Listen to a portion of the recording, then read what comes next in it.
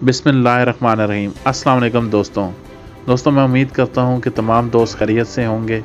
दोस्तों आपको जैसा कि मालूम है कि जवाज़ात ट्विटर पर जैसे कि आम शहरी सवालात पूछते हैं तो उसके सम टाइम वो अगर बहुत ज़रूरी हो तो उसका जवाब ज़रूर देते हैं।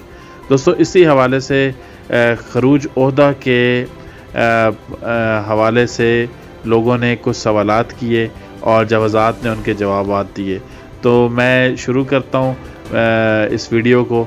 मैं शुरू करने से पहले मैं आपसे रिक्वेस्ट करूँगा कि मेरी वीडियो को लाइक करें, सब्सक्राइब करें और बेल का बटन ज़रूर दबाएं।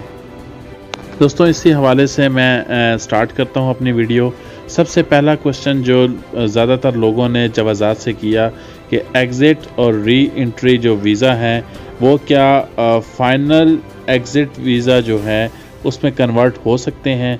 तो जवाज़ात का आंसर था कि एग्ज़िट और री एंट्री वीज़ा किसी सूरत भी फ़ाइनल एग्ज़िट में कन्वर्ट नहीं हो सकते अगर कोई भी शख्स सऊदी अरब से बाहर है।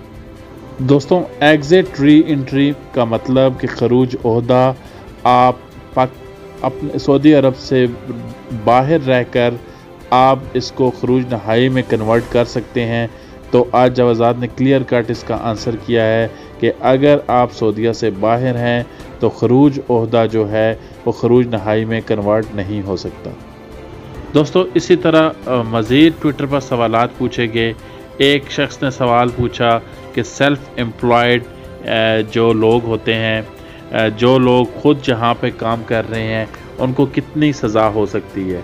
तो जवाज़ात ने उसका जवाब दिया कि अगर कोई शख्स सऊदी अरब में सेल्फ़ एम्प्लॉय एक्सपेट्रिएट है, मतलब कि वो अपना कारोबार कर रहा है, तो उसको 6 मंथ सज़ा और मैक्सिमम 50,000 रियाल तक जुर्माना हो सकता है। दोस्तों उसके बाद जवाज़ात ने मज़ीद बताया कि जुर्माना और सज़ा काटने के बाद उस शख्स को स्ट्रेट अवे डिपोर्ट कर दिया जाएगा उसके मुल्क में। फिर दोस्तों इसी तरह डोमेस्टिक वर्कर जो लोग घरों में काम करते हैं उनके बारे में भी कुछ लोगों ने सवालात किए, जिसके जवाब में जवाज़ात ने ये कहा कि अगर कोई डोमेस्टिक वर्कर या घरेलू मुलाजिम अपने मुल्क जाता है और उसकी छुट्टी ख़त्म हो गई है तो उसके बाद 6 मंथ तक वो वापस नहीं आता तो उसका ऑटोमेटिकली जवाज़ात और एप्शर में उसका नाम ऑटोमेटिकली हट जाएगा और वो रिमूव कर दिया जाएगा। इसी तरह दोस्तों मज़ीद जवाज़ात से सवालात किए गए खरूज ओहदा के बारे में।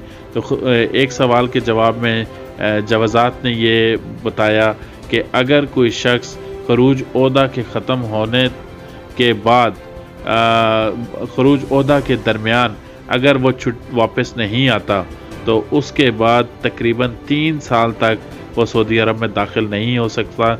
हाँ उसमें कुछ